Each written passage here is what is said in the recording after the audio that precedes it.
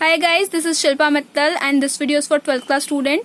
हम transmission media के बारे में पढ़ रहे थे जो दो तरह के होते हैं, guided media, unguided media. Then हमने गाइडेड मीडिया स्टार्ट किया था जिसे हम वायर्ड मीडिया भी कहते हैं, जिसके हमने 3 टाइप्स देखे, twisted pair cable, coaxial cable and fibre optic cable. Twisted pair cable और कोएक्सियल केबल टॉपिक हम फिनिश कर चुके हैं। कल से हमने स्टार्ट किया था फाइबर ऑप्टिक केबल, जिसका मैंने आपको बेसिक इंट्रोडक्शन दे दिया था, उसका डायग्राम समझा दिया था। नाउ फाइबर ऑप्टिक केबल के एडवांटेजेस क्या है, लाभ क्या है जिसके कारण लोग फाइबर ऑप्टिक केबल को यूज करना पसंद करते हैं। तो पहला इसका जो एडवांटेज है वो ये कि ब्रॉडबैंड ट्रांसमिशन प्रोवाइड करती है, मतलब एक साथ हजारों चैनलों को अलग अलग टीवी स्टेशंस पर भेजने का काम करती है। इसका काम कोएक्सियल केबल की कंपैरिजन में 1000 टाइम्स ज्यादा होता है, तो ये ब्रॉडबैंड ट्रांसमिशन के लिए सबसे बेस्ट केबल होती है। दूसरा, ये आपके डेटा के ट्रांसमिशन की सिक्योरिटी की गारंटी देती है। दैट मीन्स आपका डेटा बीच में कहीं पे भी करप्ट नहीं होगा, कहीं पे भी खराब नहीं होगा। पूरा डेटा सेफली एक स्टेशन से दूसरे टीवी स्टेशन तक चला जाएगा। ये जो सिक्योरिटी है, ये जो गारंटीड सिक्योरिटी है, ये केवल और केवल फाइबर ऑप्टिक केबल प्रोवाइड करती है। कोएक्सियल केबल या ट्विस्टेड पेयर केबल में एट्यूनेशन होने का, दैट मीन्स डेटा के खराब होने का या करप्ट होने का खतरा बना रहता है। तीसरी चीज, क्योंकि इसके अंदर ग्लास फाइबर्स लगे होते हैं, कल हमने डायग्राम में देखा था कि इसके अंदर ग्लास फाइबर्स का यूज किया जाता है, तो उसके कारण जो अंदर का बेसिक कंडक्टर होता है, मटेरियल जो होता है, वायर जो होता है, वो किसी भी तरह के नॉइस से, किसी भी तरह की रेडियो फ्रिक्वेंसी से, किसी भी तरह की इलेक्ट्रिकल या मैग्नेटिकल फ्रिक्वेंसीज से अफेक्ट नहीं होता। इन फ्रिक्वेंसीज का, क्योंकि आप एटमॉस्फेयर में एक केबल से दूसरी केबल तक ये डेटा पहुंचा रहे हो, एक स्टेशन से दूसरे स्टेशन तक, तो कई तरह की फ्रिक्वेंसीज आसपास होती है वायर्स के, बट इसके कंडक्टर पर इन सभी फ्रिक्वेंसीज में से किसी भी फ्रिक्वेंसी या किसी भी वेव का असर नहीं होता है। ये आपके डेटा को पूरी तरह सेफ रखता है। क्योंकि इसके अंदर ग्लास फाइबर्स का यूज होता है और इसमें जो कंडक्टर होता है वो बहुत हाईली पावर्ड होता है, तो ये तांबे के तार की तुलना में, कॉपर वायर की तुलना में ज्यादा दूरी तक आपके डेटा को पहुंचा सकता है।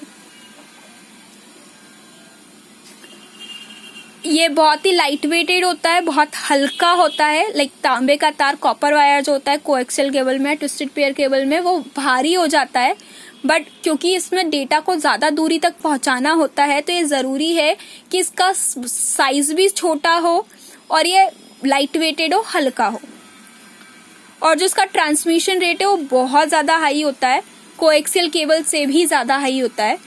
ये करीब 800 MB या 1000 MB एक सेकेंड में एक स्टेशन से दूसरे स्टेशन तक ट्रांसमिट कर देता है, सिग्नल्स प्रोवाइड करवा देता है। तो ये आपके कोएक्सियल केबल के कुछ एडवांटेजेस थे, बट अगर इसके एडवांटेजेस है तो इसके डिसएडवांटेजेस भी है। अगर हम कोएक्सियल केबल के डिसएडवांटेजेस की बात करें तो ये ग्लास फाइबर होती है, इसके अंदर ग्लास फाइबर्स का यूज किया जाता है, तो उसका इंस्टॉलेशन बहुत डिफिकल्ट होता है, क्योंकि ग्लास फाइबर को नॉर्मली आप कटर से या नाइफ से कट नहीं कर सकते। इनके फाइबर्स को कट करने के लिए और कंडक्टर को बाहर निकालने के लिए स्पेशल इंस्ट्रूमेंट आते हैं जो नॉर्मली हम नहीं यूज करते, तो इसके लिए एक्सपर्ट की जरूरत पड़ती है, और इंस्टॉलेशन, इसको इंस्टॉल करना, इसको सेटअप करना डिफिकल्ट होता है। दूसरी चीज, ग्लास फाइबर होता है, तो ग्लास फाइबर को लाइट सोर्स के साथ कनेक्ट करके रखना मुश्किल है।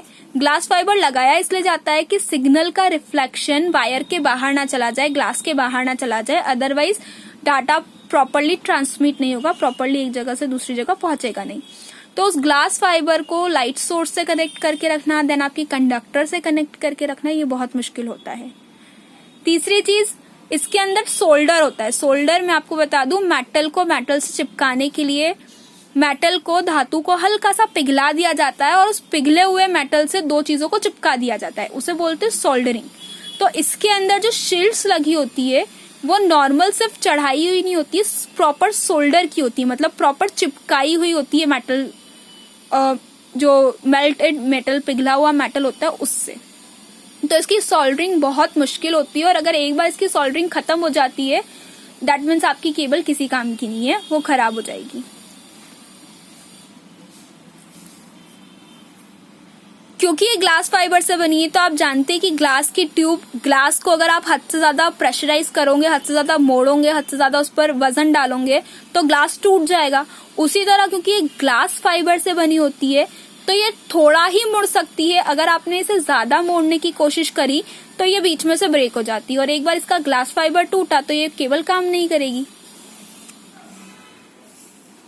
ये बहुत महंगी होती है क्योंकि इसकी कंडक्टर हाईली पावर्ड होता है। इसमें सारी की सारी शील्ड्स को सोल्डर किया जाता है, मतलब पिघले हुए मेटल से चिपकाया जाता है सारी शील्ड्स को, ताकि आपका जो अंदर का कंडक्टर है वो सेफ रहे। तो इतनी प्रोसेस के बाद ये केबल तैयार होती है, इसलिए बहुत महंगी होती है बाकी ट्विस्टेड पेयर केबल और कोएक्सियल केबल से।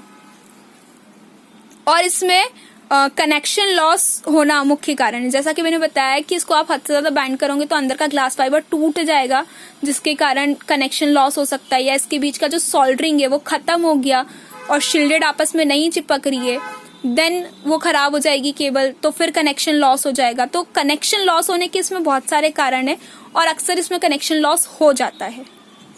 तो यहाँ पर आपका वायर्ड मीडिया का जो टॉपिक था और उसके जो 3 टाइप्स थे वो हमने पूरे एडवांटेजेस और डिसएडवांटेजेस के साथ पढ़ लिए हैं। कल से हम अपना नेक्स्ट टॉपिक स्टार्ट करेंगे विच इज वायरलेस मीडिया, कि बिना वायर के एक जगह से दूसरी जगह डेटा को कैसे ट्रांसमिट किया जाता है।